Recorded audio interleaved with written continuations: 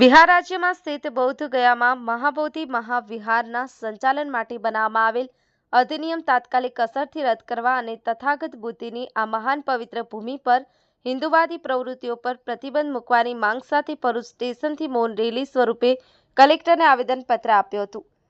ભરૂચમાં સોમવારના રોજ સ્વયં સૈનિક દળના ભાઈઓ બહેનોએ શહેરના સ્ટેશન સર્કલ નજીક આવેલા ડોક્ટર બાબા સાહેબ આંબેડકર પ્રતિમા પર એકત્ર થઈ અને એક મૌન રેલી યોજી હતી.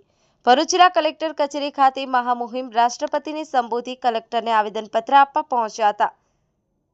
એસએસડીના સભ્યોએ આપેલા આવેદનપત્રમાં જણાવ્યું હતું કે બિહાર રાજ્યમાં આવેલા બોધગયામાં બૌદ્ધ સમુદાય દ્વારા મહાબોધિ મહાવિહારને વિધર્મીઓથી મુક્ત કરાવવાની માંગણી માટે ઘણા વર્ષોથી ભારત અને વિશ્વના વિવિધ બૌદ્ધ સંગઠનો અને બૌદ્ધો અલગ અલગ સમયે આંદોલન ચલાવી રહ્યા છે, પરંતુ આજ દિન સુધી સરકાર, કોર્ટ કે કોઈ રાજકીય સંગઠન દ્વારા આ બાબતે કોઈ નક્કર પગલાં ભરવામાં આવ્યા નથી.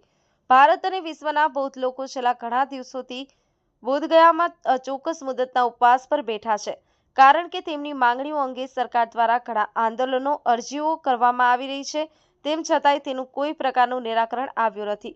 બૌદ્ધ વિચારધારામાં માનતા વિશ્વના લોકો માટે મહાબોધિ મહાવિહાર ખૂબ જ પવિત્ર સ્થળ અને ધરોહર છે. આ મહાબોધિ મહાવિહાર 5મી સદીમાં મહાન સમ્રાટ અશોક દ્વારા ઈંટોથી બાંધવામાં આવેલ મઠ છે, જે માત્ર ઇમારત નથી, માત્ર પૂજા સ્થળ નથી, તે બૌદ્ધો માટે એક વારસો છે.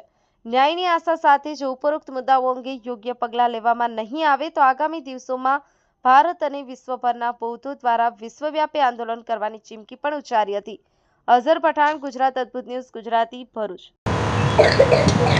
મારું નામ પૂનમ મનારિયા. અમે સ્વયં સૈનિક દળના માધ્યમથી આજે જે અત્યારે ઘણા દિવસોથી બિહાર રાજ્યના બૌદ્ધ ગયાની અંદર જે આંદોલન ચાલી રહ્યું છે, એ આંદોલનના સમર્થનમાં આજે ભરૂચ જિલ્લાના બૌદ્ધ લોકો આજે કલેક્ટર સાહેબને આવેદનપત્ર આપવા માટે આવ્યા છીએ કે જેમ દરેક ધર્મનું સંચાલન પોતાના જ ધર્મના લોકો કરતા હોય છે, એમ બૌદ્ધ ધર્મનું સંચાલન અત્યારે વિધર્મીઓના હાથમાં છે, તો એ વિધર્મીઓના હાથમાંથી લઈ અને ફક્ત બૌદ્ધ લોકોને આપવામાં આવે એના માટેનું આવેદનપત્ર આપીએ છીએ. અને આપના દ્વારા જણાવવા માગીએ છીએ કે આવનાર દિવસ જો આમ નહીં કરવામાં આવે તો આવનાર દિવસોમાં વિશ્વમાં જેટલા પણ બૌદ્ધ દેશો છે, વિશ્વમાં પણ જેટલા પણ બૌદ્ધ લોકો છે, એ આ આંદોલનમાં જોડાશે અને આ આંદોલનને વિશ્વ સ્તરે પહોંચાડીશું અને આ કોઈ પણ રીતે અમે આનો કબજો લઈને રહીશું, એવી અમારી અપીલ છે, એવી અમારી માંગ છે. નમો બુદ્ધાય. જય ભીમ, જય ભારત. આપણી આસપાસ બનતી ઘટનાના સમાચાર જોવા માટે ગુજરાત અદ્ભુત ન્યૂઝ ગુજરાતીને લાઇક કરો, શેર કરો, ચેનલને સબસ્ક્રાઇબ કરો.